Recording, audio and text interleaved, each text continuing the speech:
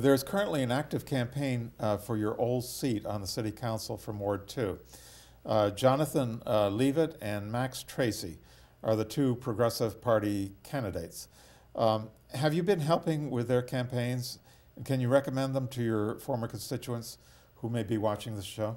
Yeah, there's actually 4 great city council candidates. So the 2 running in Ward 2, Max Tracy is running for the seat I left, which would be a 1-year term to finish out my term from Ward 2. And Johnny Levitt, who is running for the 2-year seat against the incumbent who's also running.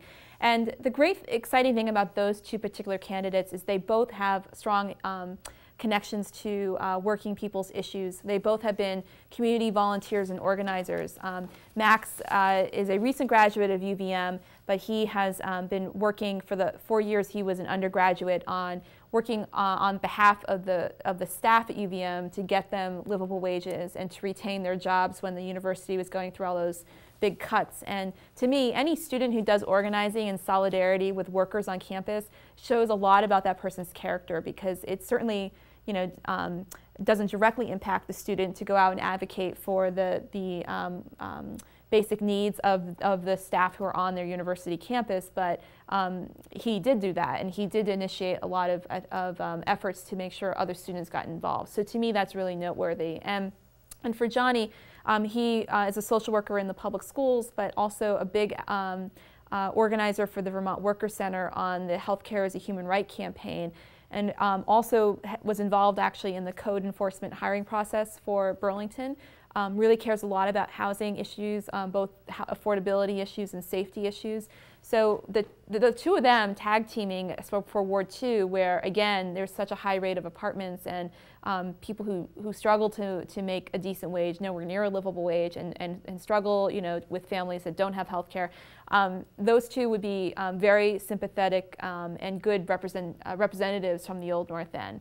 Plus they're young and they're going to bring a real energy, and as I said, you know, I don't know if this is all of an organizer thing, but they're also real doers. They're going to do initiatives that will help you know, move things like things that come out of the MPA that we've been talking about. And I haven't seen the same type of energy out of some councilors who are formerly on the or currently on the council. And I do just want to mention in Wards 1 and 5, we have 2 other strong candidates running. Ward 1 is more up the hill near UVM. Miles Doherty is running from that ward. He is also a recent UVM graduate, really articulate. He actually has he does a show, he's attached to some show here at VCAM as well, but really thoughtful and has done a lot of work around you know, community issues as well, but is really thoughtful about wanting to be thoughtful around how we deal with Burlington Telecom and issues around housing and town-gown relations in terms of, you know, making sure the university is a responsible partner with the city. And the one who, probably the one I'm most excited about, although they're all really exciting, is Abby Russell in Ward 5. Abby has been in Burlington for over 10 years, lives at the Flynn Co-op, talk about innovative housing that Burlington has done. And used to work for CEDO. She works out at Northgate Apartments now as a community builder. And not only is she, you know, a community organizer who has made her life or made her profession out of working on community issues in Burlington and now housing issues in Burlington, but she's a single mom and she has kids in the schools. And she in particular, I think, will bring a really strong perspective that really represents a lot of the different faces of the South End and bring some new energy into the council. So it's a really exciting year, and I'm really looking forward to March 2nd to see what pans out and see how Burlington voters feel about getting some new faces on the council. Mm-hmm. Some say that you mentioned the incumbent.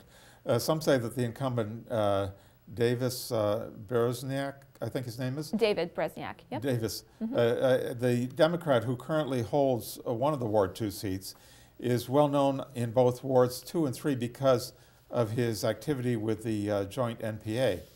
Has created problems on the council by fomenting phony controversies. Can you say something about that?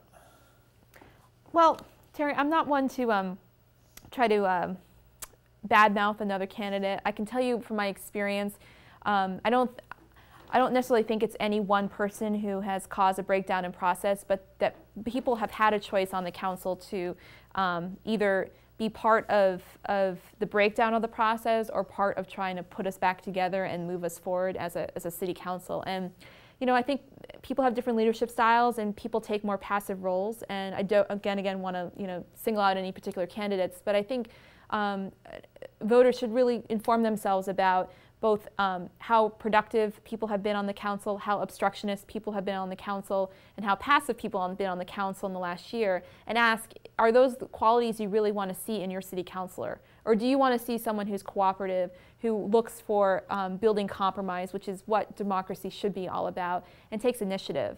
And I think if they ask those core questions and really reflect on how they've been represented so far, that they'll come to an informed decision about whether any incumbent that they have in whatever ward they're in is really the right person for their ward or not.